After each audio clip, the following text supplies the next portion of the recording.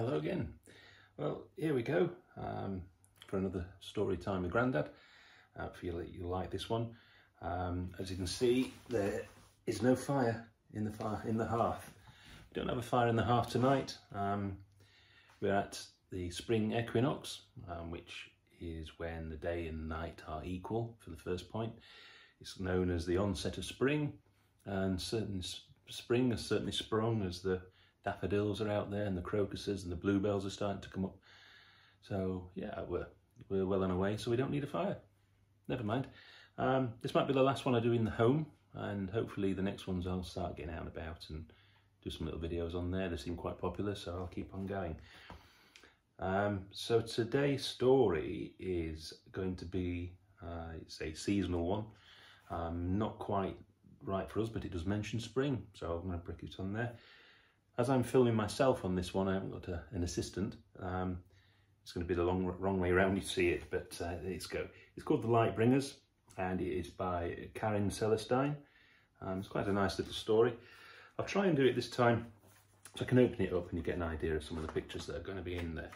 And as we can see, it's about the Lightbringers bringing in the light and bringing in the spring. So, which is what we all need. It's been a long, hard winter with lockdown.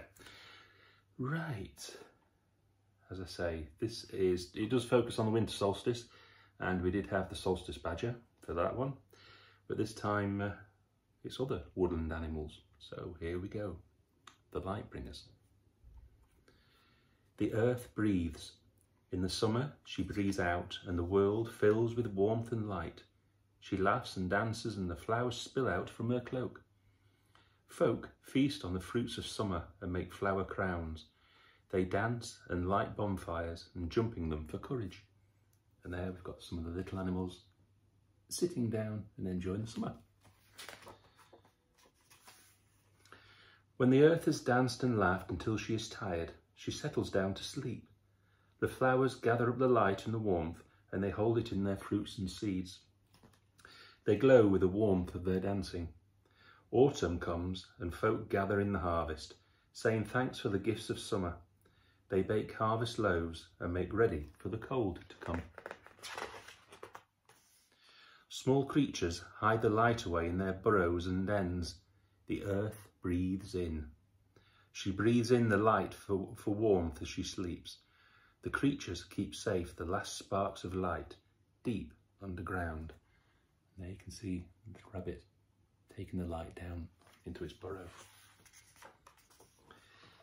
She slumbers and dreams of summer and flowers and dancing, and while she dreams, her cloak gets cold and flowers of icy crystals grow. Their beauty reminds folks of the summer flowers, but the colour and warmth have gone. She breathes in further and it becomes dark. We feel like the light will never come back again. The small ones burrow down, guarding the light.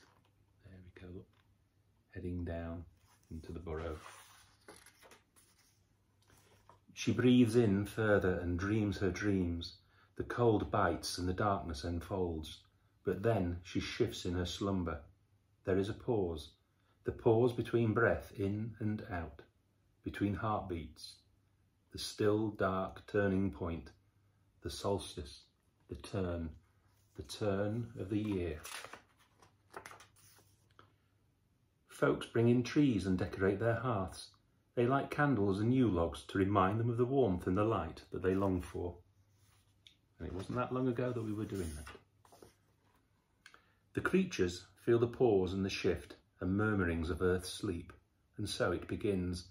At the sound of her out-breath, the hare who has guarded the moon full of the silver shining light of the sun calls the small ones to her.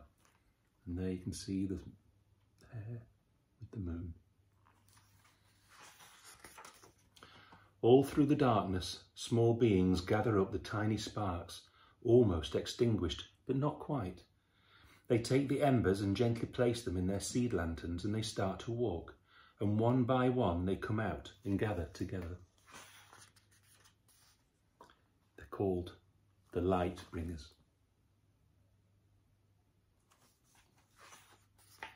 The bearers of spring.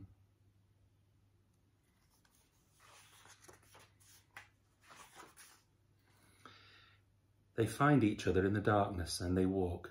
They scurry through hedges and woodlands. They pass the merry clew, the riddle horse, on a procession through the towns and villages. They pass the wassailers, the tree guardians, singing loud songs and banging their pots and pans in the orchards.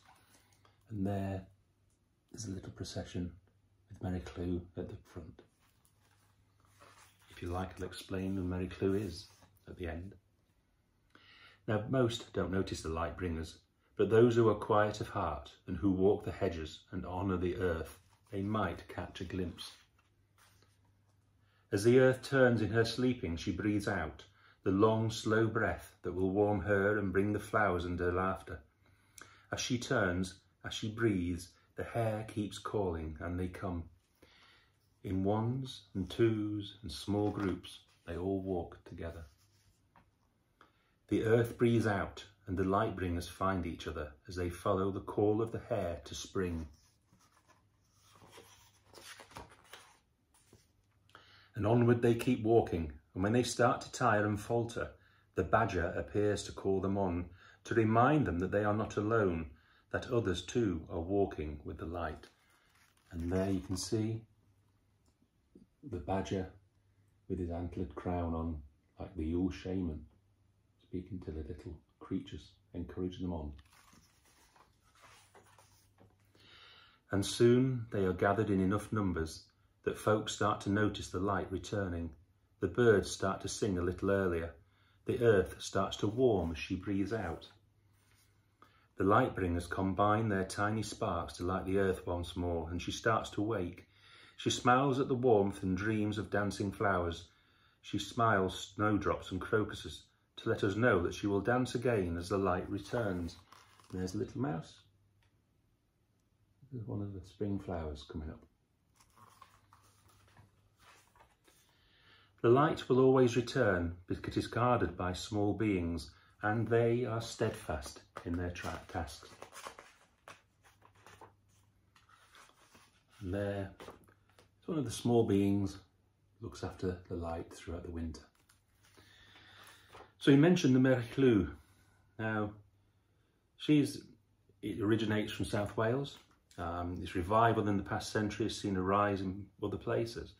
And it's usually performed between winter solstice and 12th night to encounter one is quite strange. Merry Clew, the Grey Mary, consists of a horse's skull, often decorated with ribbons and other finery, which carried on a pole by a bearer covered in a big white sheet. The Mary is carried from door to door, and they attempt to gain entry into people's houses, quite legally entry, not forcing entry. And they sing a debate with the occupants, bang on the door, start to sing to them to try and get in. And it's a bit of a competition. And if successful, Mary enters the house, snapping and clacking a jaw and chasing the inhabitants before giving food and drink.